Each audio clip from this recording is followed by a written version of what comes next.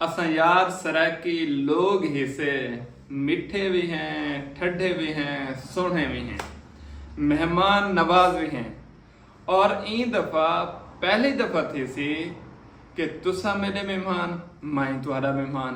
किवें भला मैं बहावलपुर पहली दफा आंदा पिया। हालांकि मैं आधा रहना रहीम यार खान ते बहावलपुर मेरे को बहुत पसंद है, ख्याली पसंद है, लेकिन बहावलपुर मैं पहली दफा आंदा पिया। एक दफा आया मैं बचपन स्कूल का कोई ट्रिप था, लेकिन वो मेरे कशा का पता करना अपने होश हवास मैं पहली दफा बहावलपुर आंदा पिया। और मेरे को मिलन दी सिख के तुहारे नाल, क्योंकि बहावलपुर वाले नाल जितना रबता था कमेंट्स होंगे, कुछ लोग नाल इनबॉक्स होंगे कि नाल व्हाट्सएप ते है पिया, ते सारे नाल मिलन की चाहत है। और मैं कल इंशाल्लाह आंदा पिया ही सांगे मैं तुहारा मेहमान हो सा। दूजा क्योंकि मैं उतना इंस्टीट्यूट पढ़ाए, हुण मैं बन गया मेज़बान। हुण तुसा मेरे मेहमान आसो, तुसा मेरे कने आसो, मेरे इंस्टीट्यूट आसो, मेरी हौसला अफजाई करे सो, मेरे को सपोर्ट करे सो, तो मैं तुसा मेरे मेहमान हसो। मैं तुहारी मेज़बानी करे सा, फिर मैं कोई शिकंजी पी ले सा, चाह पी ले सा, कोशिश करे सा जितना थी सकसी खिदमत करे सा। जरा मेरे वास्ते चे मैं हाजिर। तो क्योंकि तुहारा शहर है, तुहारे शहर एक परदेसी आंदा पे, तुहारा सराकी भिरा आंदा पे, इस्लामाबाद चो आंदा पे, मेरे को यकीन है तुसां खिदमत कोई कमी काना छुड़े सो। इडो आडे लेंदी गाल ना मैं सुनदा ना तुसां सुनदे वे। साडे जेरे राबते हैं ना वो इथों शुरू थी ने, पीली शर्ट कने ना इन्हें अंदरों एक दिल खड़े उथों कने सारे जेरे राबते हैं, लिंक इन, चैट्स है, कमेंट्स हैं, शेयरेंगे मोहब्बत आ लिया। असा एक दूसरे नाल मोहब्बत करेने और पुरखलूस करेने, दिल नाल करेने। तो लिहाजा मैं सारे बहावलपुर वाले नाल मुखातिब हूँ कि तुहारा भिरा बहावलपुर आंदा पे, तुसां के भिरा को मिलने, वेलकम करने। तो तुहारा भिरा फुल चाह के दरवाजे ते आया खड़ा हो सी, ताकि तुसा हो तो वो भी तुहारा वेलकम करे। क्यों? क्योंकि इन दफा तुसा मेहमान, मैं भी मेहमान, दूहे ऐसा मेहमान ही है तो मेज़बान ही है। तो दो चार मेरे दोस्त हैं लोधरा चो, कैरोड़ पक्का चो, जेरे बहावलपुर आ सकते वे तुसा लाजमी आने। ते एक मेरा स्टूडेंट है रहीम यार खान चो, वीडियो देता पियो सी, दो चार बे दोस्त भी हैं। मैं सारे को इनविटेशन देना पिया, दावत देना पिया कि तुसा बहावलपुर आने। इनकी वजह क्या है? क्योंकि इदारा ओपन थी गए, खाली बिल्डिंग तो खाली कुर्सियां, दिल खाली, बंदे कहने तो दिल की बात है। तो सारे मिलन जो आसो मेरा हाँ वैला थी वैसी। क्यों? क्योंकि इतना ज़्यादा रश हो सी, सारे दोस्त बाब मिलन आए वजह से मेरे को इवें लग सी मेरा डिसीजन बहुत अच्छा है।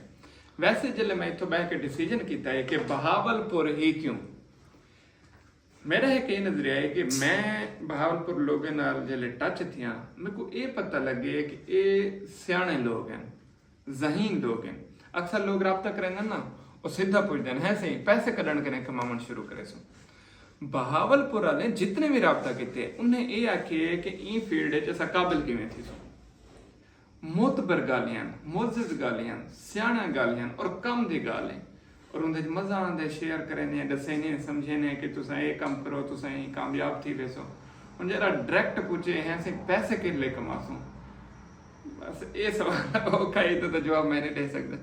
ये वजह कने मेरा ख्याल ये है कि बहावलपुर अगर असा इदारा बने हैं, बहावलपुर की जी आवाम है, चाहे देहात के लोग हैं, लेडीज हैं, जेंट्स हैं, जितने लोग नाल मेरा रबता थे सुलझे हैं, शऊर रखे ने, डिजिटल शऊर रखे ने।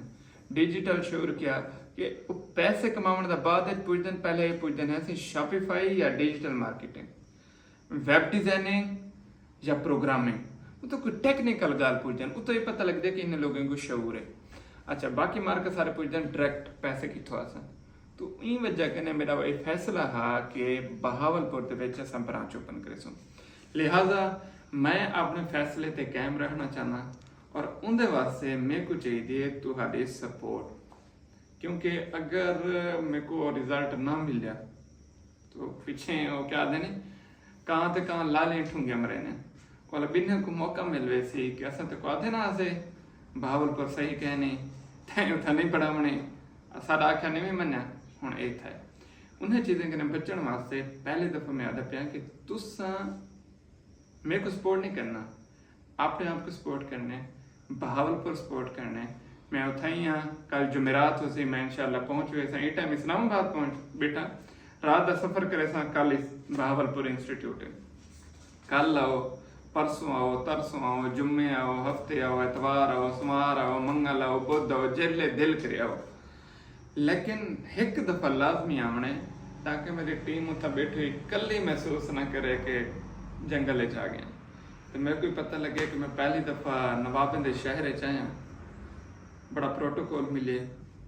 प्रोटोकॉल मतलब बड़ा प्रोटोकॉल ना, दिल वाला प्रोटोकॉल, इज्जत मिले, मोहब्बत मिले, खलूस मिले, प्यार मिले, कमेंट से व्हाट्सएप से तो मिलता रहता है, और सारे कने ज़्यादा रिस्पॉन्स मेरे को बहावलपुर मिले। ये पहली दफ़ा फिजिकल, और मैं 100% पर उम्मीद है कि मेरे को बहावलपुर जो बहुत अच्छा रिस्पॉन्स मिलसी, बहुत अच्छा रिस्पॉन्स मिलसी, और इंशाअल्लाह बहावलपुर साबित करेसी कि बहावलपुर वाले लोग कदरदान हैं, मोहब्बत करने वाले हैं, ते हर जायज़ काम को सपोर्ट करने वाले हैं।